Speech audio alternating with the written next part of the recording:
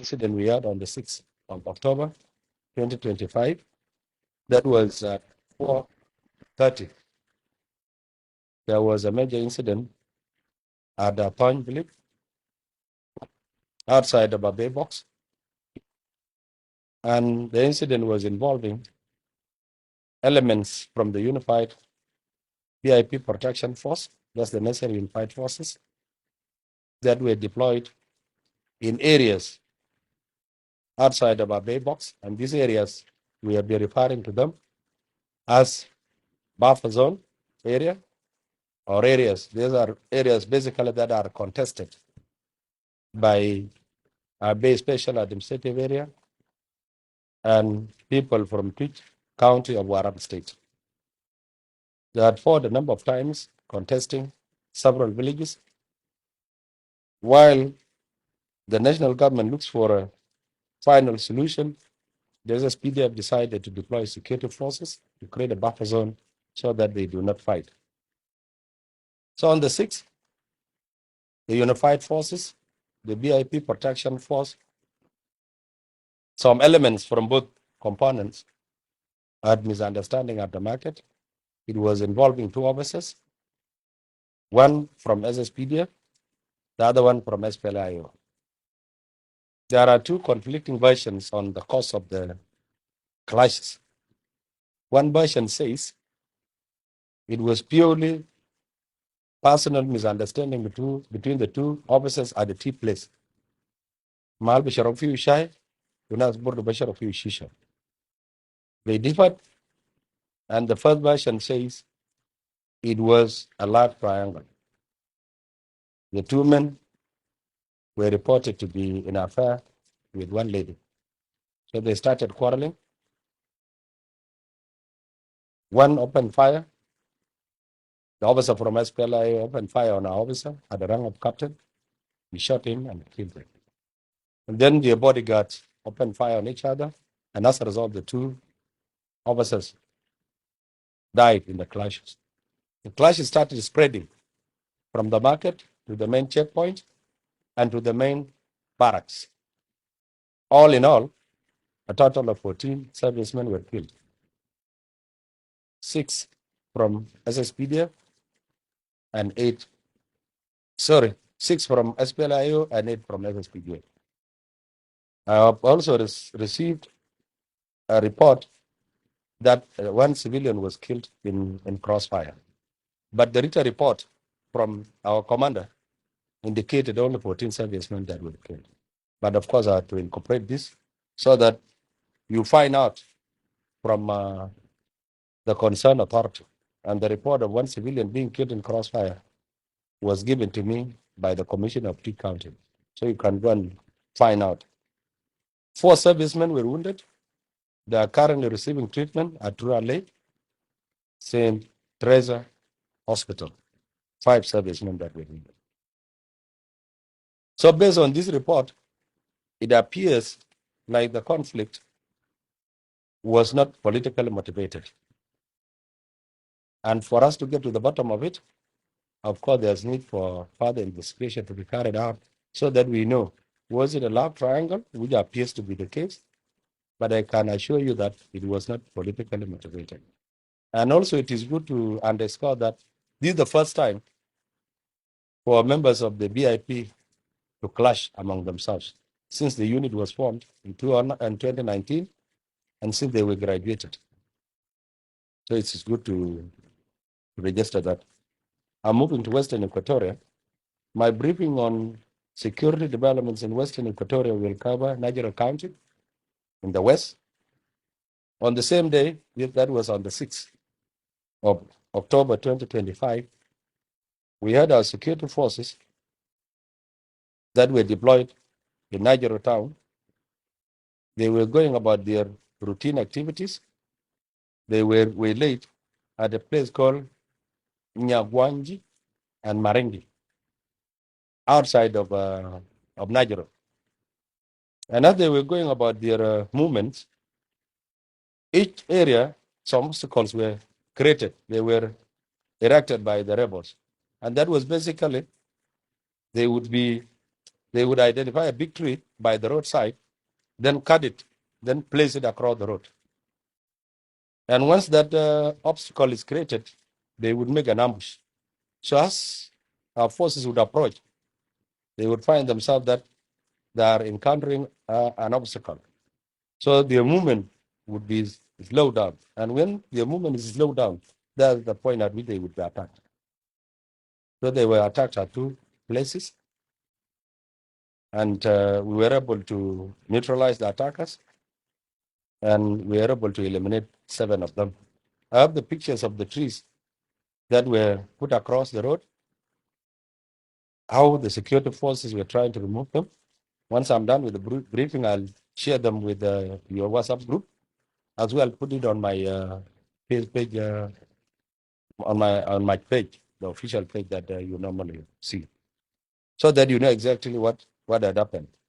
After the clashes, I came across a social media post that posted about 5 bodies that were in civilian clothes, and the post was saying those were civilians that were killed in their respective houses by our security forces.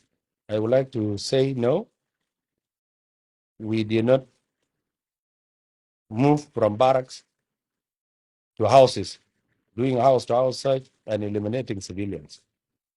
I would like to make it clear that in Western Equatoria, and especially in Nigeria County, most of SPLIO soldiers that are there do not have uniforms. They are in civilian clothes, and even the ones that were engaging us were clearly in civilian clothes. But of course, they were carrying their arms in their military formation, and the ambush was done professionally. That was an indication that they were SPLA soldiers that were lacking uniforms, but were wearing civilian clothes. I was also told by the area commander that some few livestock were shot and killed in crossfire because the engagement was near the market and there were some livestock at the market. I had wanted to have a picture of that, but it was not possible. So you can counter check. But I was able to get the pictures of the obstacles that I shared with you. We are done with Najero. Then we move to Mundris. This is an old history or an incident, but it is good also to bring it to your attention that on the 24th of last month, the joint security forces from SPLIO and NAS attacked Kadiba. Kadiba is the headquarters of Mundris County. They overran it, martyred 5 security forces, seized and set on fire a stationary APC that was not functional. They captured it and they burned it. But of course, on the 30th, we were able to recapture the area, and the APC is there. The one that they captured and shown on video. I've also downloaded this picture of the same APC and our security forces that captured it. I have the videos and I have pictures. So I'll also post them on your WhatsApp group as well as on my page. APC, yeah. Ahmad Personal Career, the Baba. I'm done with Western Equatoria. So let me come to Central Equatoria, Juba County. That was yesterday.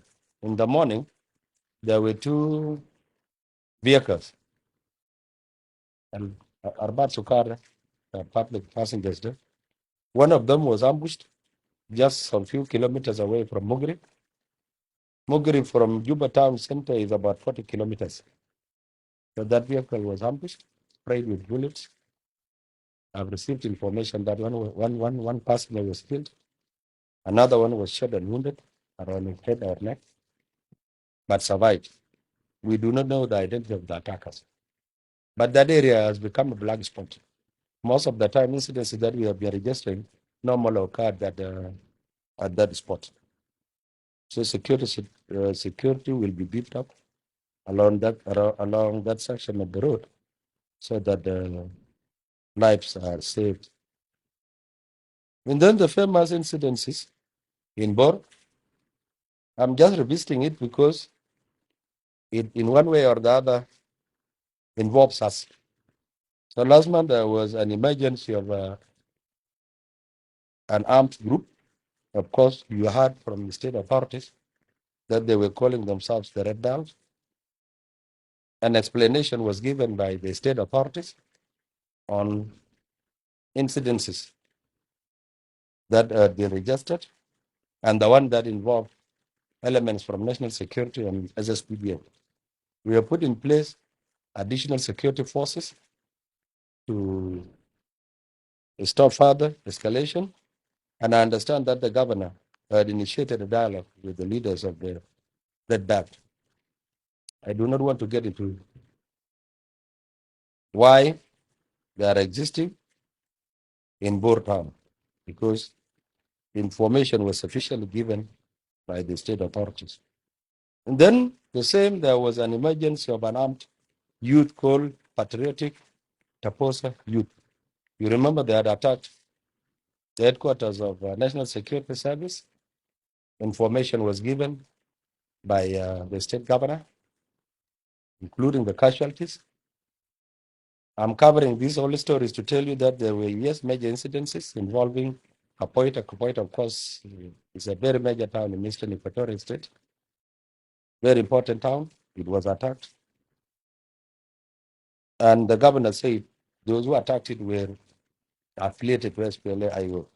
So I think that was the first time for an affiliate of SPLA-IO to attack a major town in eastern Equatoria. And likewise, for the capture of Katiba, it was the first time for the rebels in Greater Equatoria or in Central Equatoria to attack and capture a major town, especially headquarters of the county. So these are some of the security incidences that we had registered at the end of last month and in the first week of this month.